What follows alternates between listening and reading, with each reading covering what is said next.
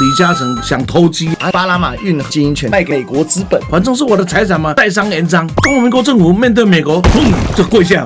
商跟台商在地缘政治冲突中就异曲同工之妙。不，差多了。台湾想找88没有88，今天还叫你赶快送啊，这拖啊爹有的赶快送。党上是有88，是你不愿意认8，这个就是作为全球的大事业，后面一定要有强而有力的政府做你的后盾，否则人为刀俎，我为鱼肉。唉。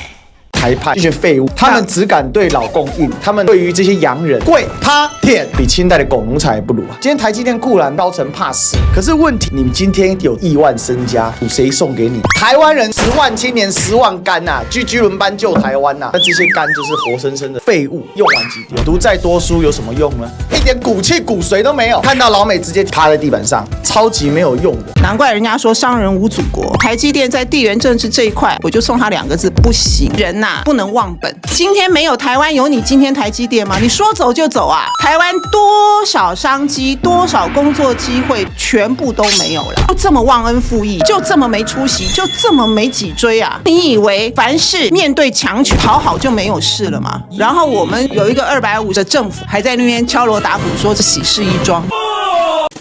Ladies and gentlemen, welcome the host.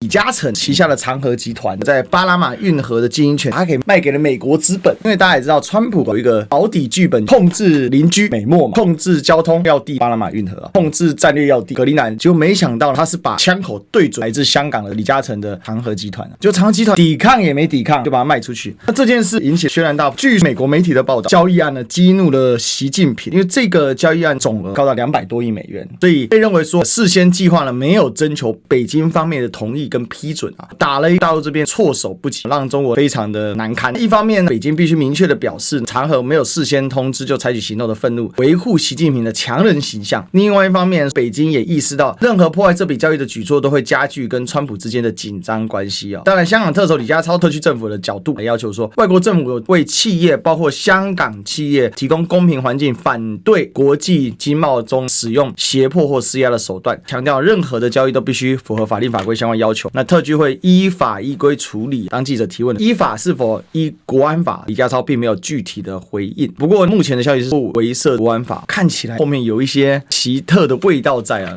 我是一个民族主义者，我是一个站在中国的立场来看问题的人，但这个问题不能只从这个角度来看啊。当然是商业行为，所谓的中国大陆措手不及这一句话，要么就是胡说八道，要么就是恶意栽赃。因为它是一个上市公司啊，它的这么大的一笔买卖，不只是巴拿马进出了2个港口，还包含了全世界啊，合起来有40几个港口的经营权的转卖，这个呢是要事先揭露的。第二个，贝莱德公司是他交易的一个对象，这个也要事先揭露的，所以他绝对没有措手不及这一件事情。就中国政府来讲，除非集体失能、集体不在意，还有措手不及。第二个，这个报道里面恶意的一个手法，就激怒了习近平，因为这里面让中美的博弈谈判缺少了一个筹码。中美贸易谈判这一个筹码应该不会太大，因为它不是国营事业嘛，它已经不是属于香港的资产，都是中国的资产，所以你要把这个东西拿来作为博弈的条件，这是不通的。所以他说我是一个生意人，在商言商，你不能说他不对。但是有一个问题，我们必须承认，生长在此时此刻地缘政治冲击如此大的中国人，在做一件这样交易的时候，你应不应该考虑到要不要面对到这一个政治的问题？我认为以李嘉诚的聪明，没有理由说他没有考虑过。所以这个时候他这一个行为，从某个角度来看，中国大陆或许不方便主动干预，但是作为一个在香港花街靠中国长大的这样的一个生意人，当你要处理这么样涉及整个的中美博弈之间的地缘政治的时候，理论上应该跟中国的政府打一个招呼，听听意见怎么样。这个显然他是没做的。中国大陆是不是有主动权去做呢？你各位想想，那是当私人的财产，他来找你是 OK 啊，你凭什么去找人家？所以从这样的一个角度来看，中国大陆被动的等待是正确的。所以当这个消息传出来之后，北京基本上是没讲话，他是用转载的方式。那当然这也是一种政治操作的手法，也就是说我政府是同意大公报的看法的，只是不是我主动说的。我觉得李嘉诚这边是有点失误了。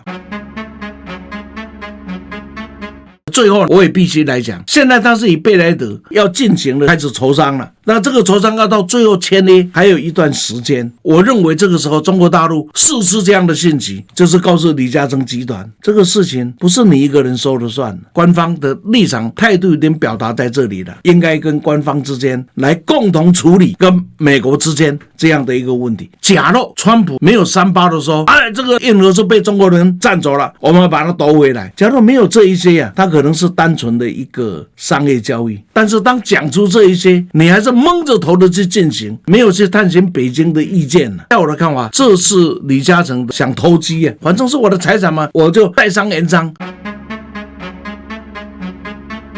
老师，那我可不可以进一步请教，对于李嘉诚这样的一个行为，未来他是不是在中国相关的一些投资，其实对北京来讲都会有更加严肃的审查？应该这样子啊，我们不要讲说会不会严肃审查，你的某一个角色上你已经被摆上了分量了，也就是说以后你来跟中国大陆谈任何的事情，就在商言商，没有政策支持这一件事了。你要标可以啊，那就看一休出的钱多或者李嘉诚出的多了。那所有的生意人都晓得一个事，当发展到某一个事业层次的时候，有时候不是只有在商言商，政策支持是蛮重要，全世界皆是如此。还在港英的时代里面，霍英东在韩战的时候就想尽办法从世界收集资源了中国大陆抗美援朝嘛。所以霍英东等家庭被确定的角色是不一样的，他再有大的困难，中国是会出手来援助他的，他有需要，中国是会政策支持的。那我们再想想看，李嘉诚当年进中国大陆拿了多少土地啊？这个土地他没有盖啊，他养地啊，养到最后卖掉了赚多少啊？所以现在还没有正式签约，还来得及，那就看李嘉诚的集团怎么来跟北京好好的商量处理这个事。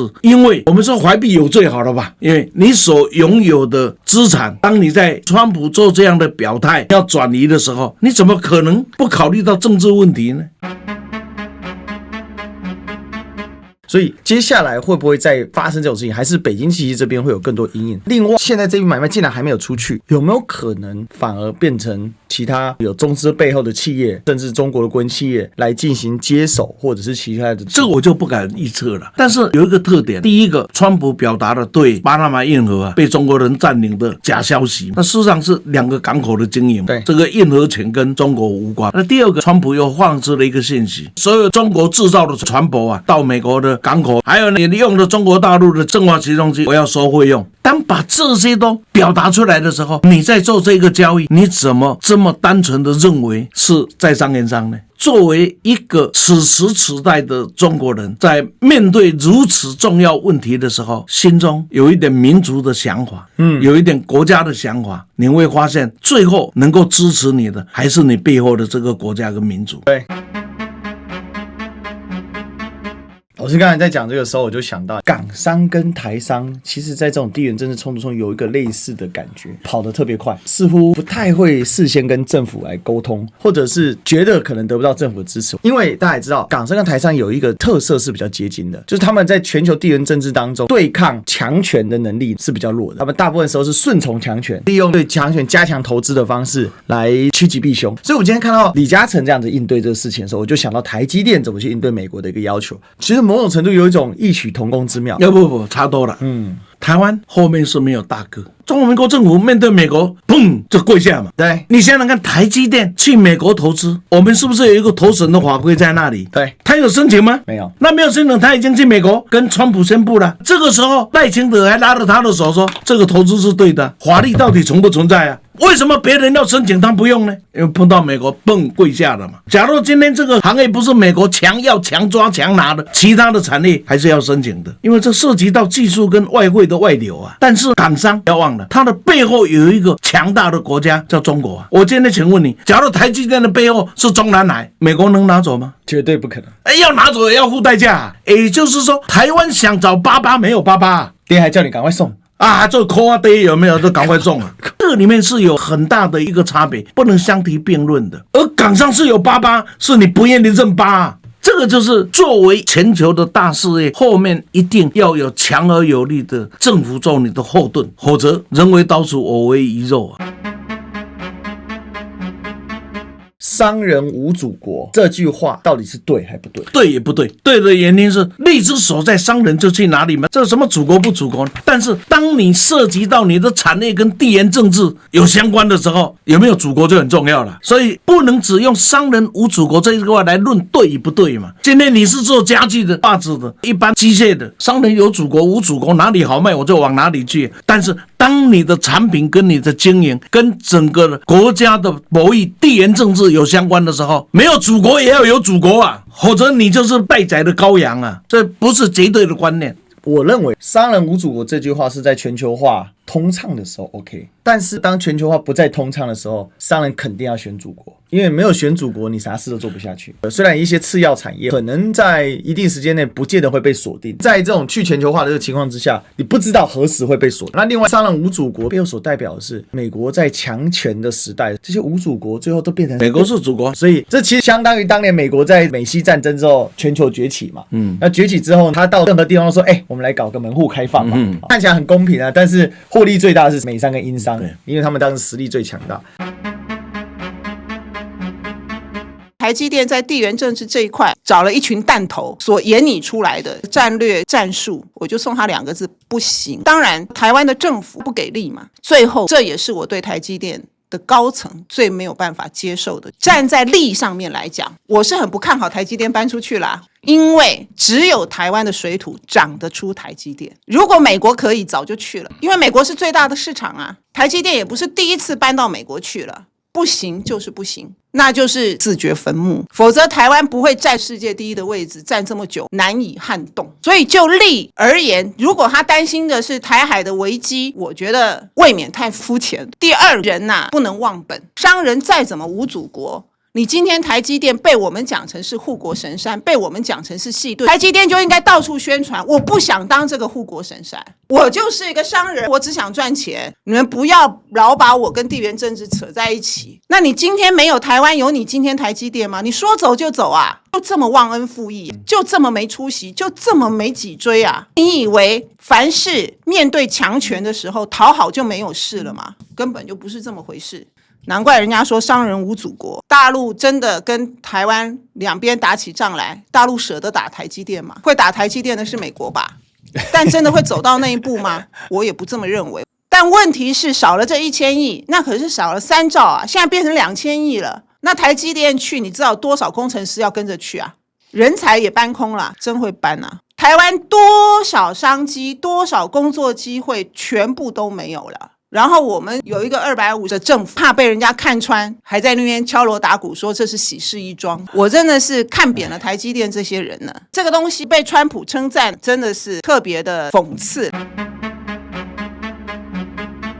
这一群所谓的台派，这群废物，他们只敢对老共硬，他们呢对于这些洋人跪趴舔，比清代的狗奴才还不如啊！当内心被殖民啊，那个是比任何的问题都还要更加严重。今天台积电固然高层怕事，那台积电的高层可能大量的家人都在美国，可是问题就在于你们今天有这个亿万身家，一方水土谁送给你？台湾人10万青年10万肝啊，居居轮班救台湾啊！是谁帮助你们站起来的？但这些肝就是活生生的废物，用完即丢。这就是台积电现在高层告诉我们台湾人的一个事实啊！读再多书有什么用呢？一点骨气骨髓都没有，个个软脚虾，每个都骨质疏松症，看到老共还装支架假装硬，看到老美直接趴在地板上，超级没有用的。更要命的是，还有一些大型 KOL 资深媒体人说谁比魏哲家更专家，这种讲法更可笑吗？对啦，魏哲家在半导体是专家啦，但是在跪舔美国人的路上啊，我看魏哲家也不是专家，因为怎么跪怎么填，1000亿丢出去不够要2000亿，6.6兆台币就直接丢出去。真正懂玩的人是新加坡嘛？他可以同时在新加坡苏州园区美建跑去靠新加坡，确实看起来很没主权，但在这没主权当中维护了自己的主权。这个就是说在夹缝中求生存嘛。回过头来，我们原本以为加拿大杜鲁道就是个软蛋，可是这一次我们看到，当杜鲁道不行的时候，会有新的人出来。那当新的人出来的时候，大家的做法是什么？对抗川普用硬的。最近一系列发生，欧美各国纷纷对川普采取强硬态度之后，反而川普自己说了。最好玩的是格陵兰岛，原本执政联盟是66%，不敢抗拒川普，结果新的选出来直接腰斩，新选上来的就是对川普的强硬派。但不管怎么样，对付像川普这种强权主义者，你越贵越惨，贵到最后毫无立锥之地。因为这就是川普的赢学嘛，赢了还要赢更多。泽伦斯基虽然吵架被大家笑，可是在那当下争取到和缓的空间。所以当你变成他赢学的材料的时候，你只有不断的失去，1000亿变2000亿。就像为什么泽伦斯基签不下去，他说不对啊，我算拿到700多亿，你给我加到3500亿，那谁能吞呢？可是全世界上就台湾这个冤大头啊，认真的吞，这个就是我们现在所看到。当然，固然台积电在地缘政治上的误判，其实我们看抖音怎么做，周受资怎么做，直面美国国会，你就开听证会，我就当着你的面跟大家讨论。第二个，当你美国要做我的时候，一开始发给所有的他的受众啊，要打电话给他的议员啊等，好看起来很惨，可是人家在法律战上面极尽全力的动起来，用法律战来阻止你川普，效果还不错。所以面对川普这种就是硬你不会输，软你不仅输，还会输的一无所有，因为川普这个人是饕餮。无法验想。当年新加坡被独立、被马来西亚抛弃的时候，当时的李光耀都哭了。你想想看，一个新加坡什么都没有，不知道明天怎么活下去。所以新加坡有因为这样去跪舔任何人吗？我告诉你，尊严是靠自己撑来的。他多辛苦啊！中国大陆不信任他，因为你新加坡长期都是亲美的。美国觉得理所当然，你新加坡就是我小弟，我叫你干嘛，你就是应该听话。可是新加坡偏不啊，还一直劝美国说你们不要误会中国，中美互相杠，倒霉的就是全世界。那台湾呢？台湾应该要有的优势，我们要硬的时候要硬，软的时候要软嘛。可是台湾不是啊，那你今天把大陆变成是我们的敌对势力，那很好啊。那你 ECFA 为什么还不喊停呢？海基会应该废了吧？还花那么多钱养这些人干什么？根本就是一个没有功能的一个机构了啊！不要钱跟不要命的，你比较怕谁？当然是不要命的，对不对？可是 ECFA 你一方面说是糖衣毒药，结果呢，你到今天你都不舍得断掉 ECFA， 你连不要钱你都做不到，你要告诉我你会不要命吗？这不是笑死人吗？哪些傻逼会相信啊？这种诈骗集团的话你也信啊？